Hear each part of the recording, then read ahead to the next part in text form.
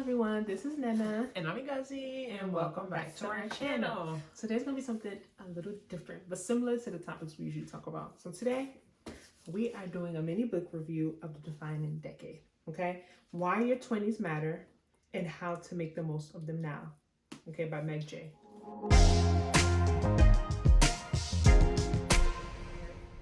And this book, this is about my fourth time reading it, third or fourth time. I read it every couple of years.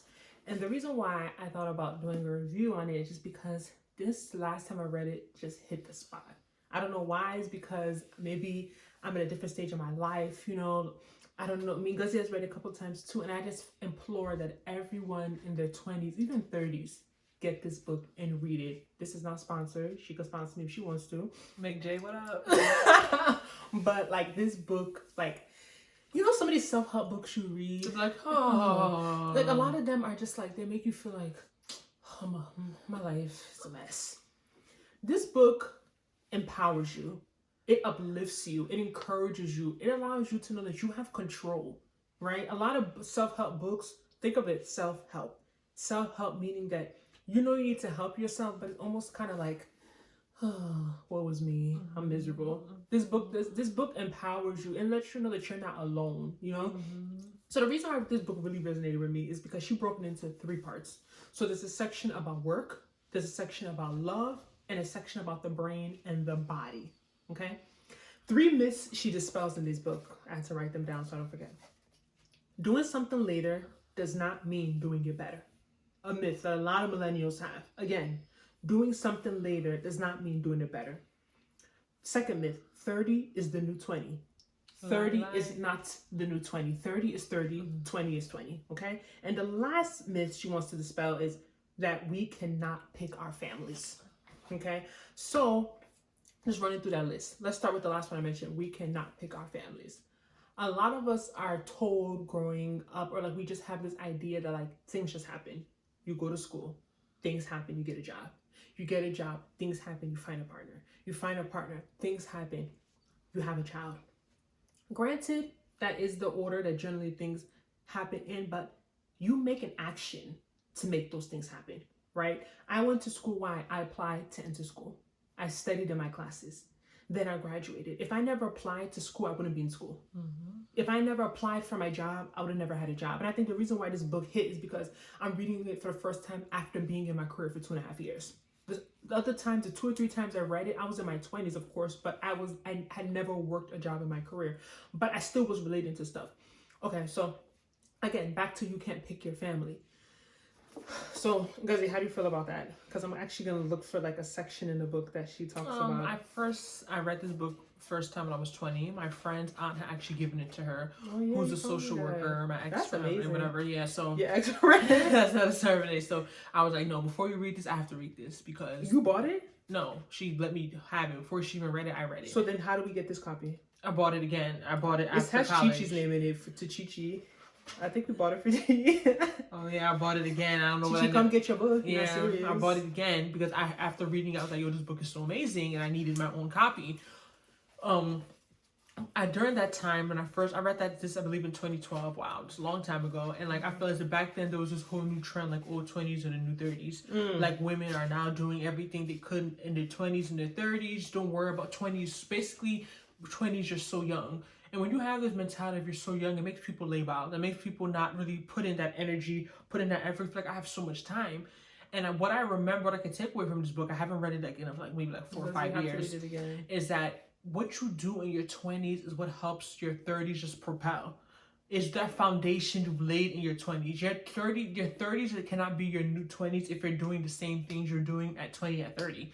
Like those 20s, of course, a lot of people know right now, oh, you'll see stuff like, oh, Steve Jobs didn't get his thing to this. Like people know that success is not something that's instant. It doesn't happen when you're young. It's not going to happen in your 20s, but you build your foundation. Exactly. People forget that what was Oprah doing in her 20s and let her be who she is in her 30s and 40s. She wasn't sitting around, what was me doing nothing. Exactly. Because she wouldn't be where she is. So, of course, 20s is still relatively young. You know, a lot of times we see athletes and we see superstars. You can start thinking, oh, I'm so old. Exactly. I'm 27, I'm 26. But that's a small percent of successful people. Beyonce said a single when she was 16 and you feel so, but that's like 1%. The average person doesn't see success until 40, 50, even 60. until you're older and you have those life experiences. But like we want to reiterate, it is with the foundation you laid when you're younger that is able to help you later on in life in the 20s, especially for a woman, because we have to worry about fertility and other factors. Our 20s are so vital. Like, and like you said, because is that a lot of us, especially coming from the background we came back from, it's almost like you think, oh, let's just say, oh, don't worry about that. When you get this degree, men will be there, or men will come. Like it's almost like, oh, if you get a doctorate, men will be lined up, or this. No, you have to learn how to multitask. You know what I mean? You can't just focus on one thing all the time in your life. It's not realistic. So I think what happens is that a lot of people finish school in their 20s and they go through like this frantic stage because it's like they don't know how things they had thought would be there are not there. Are not there, and no one prepared them for it. So back to you can't pick your family. Okay, so she has some excerpts from like 20-year-olds that she's worked with and 30-year-olds. So this is a 20-year-old. That's what she said. I want to get married by 28 and have my first child by 31, but I feel silly when I say that to people. There's this stigma that you can't really plan for that kind of stuff. It feels like I'm 14 again and playing pretend house. My boyfriend tells me he wants to own a home by the age of 35. During another conversation, I told him I want to have my first baby when I'm 30 to 32. He told me it's not realistic to decide when to have a baby. That's going to depend on where we are in our careers, how much money we have, and where we live. So how can he say he plans to buy a home by a certain age? It's like a double standard. And it seems like it's easier and more realistic to plan our careers and financial stability than to plan our marriages and babies. So back to that point, just really interesting to me is that she talks a lot about how like in our generation, so we all know we're called millennials because of when we're born, right? But we're right but we have two people to compare our lives to. So we have the baby boomers, which are the parents, and we also have the Gen X group. The Gen X group are like our older cousins that would be like in their 40s. So the interesting thing is that these two groups of people are very different. Baby boomers married young, had kids young, and some of them feel like maybe they settled too young. But then we have the Gen Xers, who a lot of them we're looking at, and they made some mistakes that I have cousins some other time, Nana, don't do what I did. If I let you do what I did, I'm not a good cousin. I'm not a good aunt. I'm not a good friend. So they are almost like, some of them had this sense that like time wasn't important, right? So they lost track of time. They lost track of time. What the baby boomers feel is if they settle down too early. So we're in the middle because we can see the pros and cons from both situations. There's pros and cons to any situation, whether you want to accept it or not. So it's almost like these millennials are in this space that they feel like they don't want to make mistakes. But we're almost scared to do important things. Oh, I don't want it to lead to divorce. I don't want to rush and then we end up divorcing too. We don't. And she clearly states with evidence and with statistics in this book that studies have shown that teen marriages are the ones most likely to lead to divorce. Of course, because we know maturity. You haven't even finished puberty. So she means teen. But after 25 and older, there have been no research shown that the divorce rate is different. Whether you marry at 25 or 35. Or 27 or 37, it stays standard at around 40%, the divorce rate. So a lot of us feel as if like, oh, I don't want to do this. I don't want to make a mistake. Back to my first point, myth that she dispels, doing something later does not mean you will do it better. No matter when you do it, you're going to have to learn. No matter when you do it, it's not going to be easy. It's like you compare it to like opening a YouTube channel or just anything. It's like sometimes when you do something earlier, you have more time to make mistakes. You have more like rebound space. You have more like time to catch up, to learn. You have more of like a learning curve, like less of a learning curve. I don't know which way I'm looking at, but like less of a learning curve.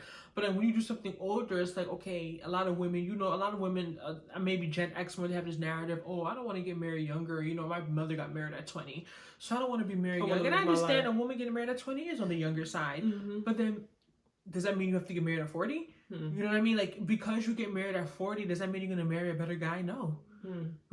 Someone could get married at 24 or 25 and still have a better quality of guy than you would at 40. But it's not even just about the quality. I think some people are just worried about having their freedom. You know what I true. mean? Like they don't want to feel constricted. And let's be real, marriage is a big deal. Your life changes. You know what I mean? I'm not living for somebody else. Yeah, you got to put so many things into perspective. So just so many things that when I read, I just thought of myself. Like there's in the beginning, she talks about work. So even is work, like I said, work, love, and the brain and body. Work, she talks about identity capital and how we all need identity capital, right? Talks about weak ties, how people don't realize, especially millennials, the people that are going to help you the most are people that don't hardly know you. So sometimes we rely too much on our friends and our urban tribe. Like, we rely on the people that we know so well. But most of those people think like you. Most of those people, if you're around a bunch of people single, it might be because they're thinking like you do. Or you've been around a bunch of people who are not motivated, but a bunch of people who are not hardworking. They think like you, so how can they really help you when their mindset is like yours? You know what I mean? So sometimes it's the people that you would hardly expect to help you are the ones that are going to help you. Then she talks about my favorite chapter in the work section was titled "My Life Should Look Better on Facebook." We don't use Facebook like that anymore, except for the aunties. So we're going to say my life should look better on Instagram. So how social media is really, really messing up a lot of millennials' perception of a real life. Because a lot of us, she mentions, we're old enough and wise enough to know that we shouldn't compare ourselves to Beyonce or LeBron. But for some reason, we're comparing ourselves to people we went to school with. And we're comparing ourselves to people we hardly know, which their lives are not necessarily what they're putting out to be either. You know what I mean? So yeah, so we're it's almost like we're smart enough to discredit celebrities, but we're not discrediting the people that are still putting out a lot of fake parts of their life too. Just, you know what I mean? So we're not seeing what people are really going through. Like this girl comes into our office and she's like, "Oh my God, my life should look better on Facebook. I feel like I should be somewhere saving orphans." And McJ goes, "Do you have an interest in saving orphans?" "No, not really, but I feel like that's what I should be doing." So you just see people traveling, you see people do this, you see people do that, and you have this sense of like, wow, I need to find my purpose, or I need to do this, or I should be here, or I should have a baby, or I'm 26, everyone's having babies. And she's like, statistically, that's not true. At 26 in America, the average girl does not have a baby. You get what I'm saying? But it's like you are surrounding yourself with people that are basically strangers, to be honest. Maybe about people have thousands of followers, and maybe about 10 of them are their friends. Everyone else is an acquaintance, to be honest. But like you start comparing yourself and measuring life to these people, you don't realize that most of what they're showing you is just a good part of their life. These people are going through depression like you. These people are dealing with anxiety. These people are broke. You know what I mean? These people are going through so many issues, but of course they're not going to come on social media. It's only now I feel like there's more transparency. Nowadays, I think people are starting to be a little bit more transparent and show not only, or what I noticed too, some people, they'll just despair. Like you could tell some people are going through a moment, they won't post for 6 months. They won't post for 9 months, but they're not telling you what's happening in that 9 months. They didn't tell you that I went through I'm suffering postpartum depression. They're not telling you I went through a crisis. They're not telling you I got into an accident, you know? So we just really have to be careful, really careful with the social media, like really careful. So just ultimately it's a great book. I mean, the other chapters, it's like so much. I don't want to make this video to be like, fertility. oh my God, that was a really good chapter. The love chapter was my best just because I didn't get to that. I guess maybe because I'm not married, think about you. But in love, she talks about picking your family, cohabitation. She talks about dating down. She talks about the big 5, you know, like just so many things that like, I was like, wow, that's so interesting. That's an interesting perspective. Like some things reminded me of myself. I'm not gonna lie. Like I'm not perfect. I'm still working on myself, but it's just interesting. Like for example, this girl, my boyfriend has an engagement ring in a drawer at his apartment. Courtney said the first time she sat down on my couch. I'm 28 and I want to get married, I think, but I feel like I've been diving behind furniture, avoiding moments he could propose because I don't know if I want to say yes. And then she says, "Oh," I said, sitting up straight in my chair, thinking how glad I was to be having this conversation before the wedding. "Do you know why not?" For approximately 5 minutes, Courtney dispensed with what was right about Matt. He was devoted to her, had a good job as a microbiologist, was handsome, had a good heart, was sexually in tune with her, worked hard to please her, and he loved her. Courtney enjoyed being with Matt. He made her happy and she loved him. Then over the next several sessions, I heard what was wrong about Matt. Maybe he wasn't tall enough. Sometimes he wasn't funny enough at parties. He didn't like to talk about life as much as she did. He didn't bring her lilies on her birthday, even though her best friend told him to. He wasn't the best dresser. His mother kept sending Courtney scrapbooks she made from Matt and Courtney's online photos. Courtney gestured imploringly during most of her stories, but I noticed I did not find her complaints to be compelling. After a few weeks, I said, "I'm confused, Courtney. I've listened to you carefully for some time now, and you seem clearly anxious and worked up. But I keep asking myself, are these foundational incompatibilities we're talking about, or are you not letting you and Matt be different?" So just like deep to me, because it's like, wow, that's so real. Because it's like she talks about the big 5, so we're not going to go into depth of that, but you could research basically like traits that people usually are it's about compatibility. And it's like you're allowed to be different. That doesn't make you incompatible.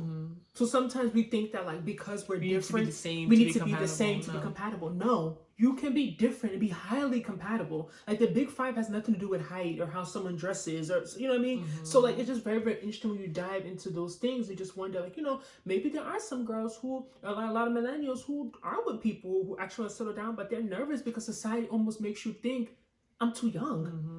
I'm not supposed to be doing this at this age. I'm supposed to be living in France.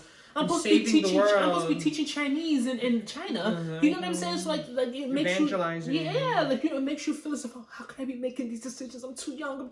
No one around me is doing this. Everyone around me is having fun. I don't want to be the only one not having fun. And you can miss something good because you just feel as if we talked about this. We'll link it. A video when we were talking about why we wish we got married at 25. We talked about this, that even if someone wants to come to us in our early 20s, we would probably be like, I'm too young, or I don't have a good job, or my life isn't perfect, or I don't know how to do this. I didn't travel enough. Yeah, I didn't do this. And granted, like I said, these concerns are valid. I don't necessarily say I wouldn't want to get married at 20. I wouldn't want to get married at 21. Nothing wrong with people who do it, but for me, I wouldn't want to get married that young either. You know what I mean? I think there is a certain age. I just feel like at 21, like, what did I know? You know what I'm saying? I feel like I'm not mature enough, But now that I'm getting older, I look back and I'm just like, a lot of this stuff just makes sense. So the last part we talked about is, Ngozi mentioned, was brain and the body. Okay? So she just talks about in this chapter basically how her issue was that a lot of women didn't really understand their bodies. And that's what really frustrates her, is that a lot of women are not taught about how the body really works. They're not really taught about things, going on inside of them. Like, they know about having babies, they know about this, they know about that, but for some reason, they don't understand the science. They don't understand the science, and because they see celebrities having kids in their 40s, they feel as if it's easy to have kids in your 40s. They don't know how many trials of IVF that celebrity. Yeah, you don't they assume that, oh, it's not that hard. Like, people are doing it. Yeah, people they don't realize how expensive it is, and maybe that's why it only celebrities that are trying actually able to do that. You know what I mean? So she just talks about statistics, how after each year, how things get more expensive, or how a lot of fertility clinics at a certain age, you won't even take these clients because they feel as if their success rate is so low and they don't want their rate to factor into their clinic. So they won't be able to brag and say, oh, we have a 70% success rate. We have a 50%. So they don't even take people. People don't put that in consideration. So she talks about a girl who was 36 and met a guy she really, really liked, and they were basically getting married. And she's trying to tell the girl that, have you thought about children? She's like, yeah, I think I want a child. So she's like, why don't you guys just go to court and get married now? So you can start working on the price. She's like, oh, no, I have to have the big wedding. And then after the big wedding, I have to live with him for about a year. And she's just like, looking at her like, honey, do you think you're 24? But she don't want to say so. So this girl goes through it. She does it. She has a big wedding. Then she starts trying to have a child in her late 30s. Goes through multiple rounds of IVF, and unfortunately never gets pregnant, never gets to have a child.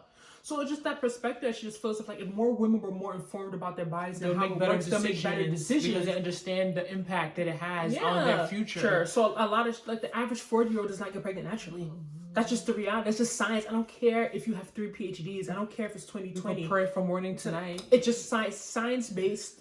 It is not common for a 40-something-year-old to get pregnant naturally for the first time. It's different when you've already had 4 kids, you're having your last child at 40-something. That's common. That's way more common. Your body's already used to having children. There's a chapter called Everybody in the brain and body part. And it says, fertility might sound like a topic for a 30-something or 40-something book, but it's not. In a different Pew survey, when 20-somethings were asked to identify their top priorities, the majority, 50%, named being a good parent as one of the most important goals in life. Next in line was having a successful marriage at 30%. Compare this to the 15% who prioritize a high-paying career, the 9% who most value free time, and the 1% who hope to become famous. These numbers tell us what many 20-somethings most want is to have happy families, at least eventually. Okay? These 20-somethings have a right to know that the years just ahead are their most fertile. They deserve to be educated about fertility statistics before they themselves are the statistic. Then she talks about the first signs of decreased fertility are difficulty becoming and staying pregnant. Trying on natural, just having sex around the time of ovulation, a woman has about a 20 to 25% chance of conceiving during each cycle, up to about age 35. So when you're young, it takes on average 4 or 5 months of sex to get pregnant. After 35, the per cycle odds of pregnancy start to drop sharply, down to 5% at 40, and then 3% at 41, and 2% at 42. At 40, that's an average of 20 or more months of trying. And the longer we have to spend trying, the worse our odds become.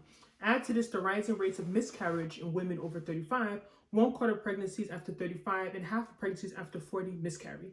And the post-35 years can be a time of anticipation and heartbreaking for couples like Caitlin and Ben. That's the couple I was talking about. So again, the like about the book, it talks about everything. It talks about work, it talks about love, it talks about date, it talks about fertility. It's not just one thing. These are all important. The work section is one of my favorite topics too, because it talks about being underemployed and just so many things that we have gone through as millennials. And a lot of people just have this idea that you graduate school, you get your dream job. Underemployment nowadays is a part of life. You know, I see people like think that, oh, I can't work this job, or like that, oh, I have to work in a job that's what I studied. Good for you. But reality is that everyone needs money. So if you get a job in another field that's different from what you study and you have bills to pay, you're gonna go work that job. You know, like this, I can't even, if I talk about all the chapters, even though the book is not even that long, we'll be here for hours, but I really think everyone should read this book because it's just so motivating, it's so encouraging, it's so enlightening, it's backed by statistics. I love statistics. Backed by statistics. No one can come and say, oh, this is just solid statistics. This Meg J, okay, she's a clinical psychologist who works with 20-year-olds, okay? She has lived most of her life talking to 20-something-year-olds. She's not someone who's writing a column in a paper based on their child or based on the few 20-year-olds she knows. No, this is based on... She's a counselor. This is based on counseling. And so many 20-year-olds come into her office and she loves dealing with them because she just feels as if like, this group, I can help them so much. Is it just 20-year-old women though? Or no, men. She does men too. A lot of the men, she talks about the men, same thing. They come to her office, this guy talks about his girlfriend, or this guy just feels like he should have the customized life. Like he doesn't want to do a base, like, you know, some millennials have this idea that like, oh, that's too, nowadays, like, I don't want to work a 9 to 5. I want this perfect job. I want this perfect this. She's like, yeah, but you need to gain identity capital before you can go into that. You need to just, like, literally going to work helps people build self-esteem. It helps you feel important. It helps you build your social skills. So don't think that because you're working in a field that you didn't study that you're wasting your degree. Nothing's a waste. I've learned that. If it's not anything, you learn something. You learn something. It's never a waste. And that will help you in some part of your life. Like I say it all the time. Like after my first degree, when I went to Temple, I was working in a job that did not require a degree. Getting $15 an hour. Besides the medical doctor I work with, I was the second most educated person on that whole floor. And it was like 20 of us working there. But I've learned, to this day, some of the basic things I've learned, even how to use a fax machine, was from that job. You know what I'm saying? So I don't look down on it like, oh, well, I had a bio degree, I had loans, how could I be working? People was telling me, Nana, you have a good job. Right? Everyone's trying to get that Everyone's trying, and it's so funny. So when you put things into perspective, it's like I wasn't working a job that required a degree, and I have friends who have my same biology degree that are making 6 figures right now. You get what I'm saying? But you can't. Not everyone's life is different. You have to cross sometimes before you walk. Exactly, and we have to be able to accept that, learn from every experience, try to look at the positive. You know what I mean, and just keep on going. You guys have to read this book, especially it's quarantine. A lot of y'all are home. It's not everyday Instagram, TikTok, Snapchat, for all the aunties, Facebook. No, read a book, okay? And if you're gonna read a book, it should be defining decade. Okay, your 20s matter. Again, 20 is not the new 30, okay? You can pick your family, okay? And number 3 is doing something later does not equal to doing it better. So if there's something you've been wanting to do. You think that, oh, I'll wait till I'm older, I'm going to have more money, or I'm going to be more prepared. I want to start that business, but I'm only 23. Exactly. When I'm 27, I'll have more money saved, I'll know more. No. Look into that business now at 23. Make those mistakes until 27 so that when you're 27, you don't have to wait till 30-something to start enjoying it. Make those mistakes while you're young and you can bounce back. That bounce back game is strong when you're younger. When you're older, it's harder to take risks. You have more obligations. You have more to lose. You have more people relying on you. Don't wait till you're older to think that things are gonna just change. Things are going to be more expensive, more inflation. It's better for you to start that business now in 2020 than in 2025. Because what a dollar is worth now is not going to be the same as what it's worth 5 years from now. And also, failure is a part of life. It is. Like, what's it about? I failed my way to the top. Failure, any successful person, if they tell you they're failures, you just be sitting looking at each other, wow, I'm not even trying enough. I'm just sitting, I'm being too safe. And that's the issue with social media, is that a lot of people don't show their failures, they just show their success. So a lot of people just have this idea of what life should be. I'm supposed to go start, I'm supposed to graduate college, just get a job. No. She calls it something in the book when she talks about, in the fertility chapter, that like the girl Caitlin and Ben, she mentioned, well, women have kids in their 40s now, and she mentioned it's a phrase that you use, that when people see one person do something, Cognitive dissonance? when someone sees one person do something, they start to feel like that's the norm. I thought about a recent article I read in which a woman talked about feeling misled into thinking she was the seed of pregnancy as long as she got started. By the time she was 38 or 40, Caitlin seemed to think that too. Then now is the time to decide, I said. You don't want to figure out children are important to you just when you can no longer have them. And sadly, she was never able to have them. And Caitlin seemed annoyed. People have kids in their 40s, she said. It's way more common than it used to be. I have 2 40-year-old friends who just had babies. People in Hollywood do it all the time. And she said, more women do than in the past. That's true, I said, but so many women can't. We do hear about this or that Hollywood 40-something woman who's having a baby. But if you look a bit closer, you often find out about the half a dozen fertility treatments that went into it. Or you see the statistics about everyday 40-something women who wanted to have kids but couldn't. That does not make the headlines. Caitlin was relying on a reasoning error known as the availability heuristic. The availability heuristic is a mental shortcut whereby we decide how likely something is based on how easy it is to bring an example to mind. So the availability heuristic. Availability heuristic. So like you see a bunch of people doing something. Oh, well, I don't have to eat healthy. My friend lost weight and all she did was starve for 5 days. You get what I'm saying? So like it's just interesting. But again, we don't want this to be too long. I hope you guys are still with us right now because I think everything we said was important, very interesting. And we'll talk to you later. Read the book. Bye. Subscribe, share. Bye.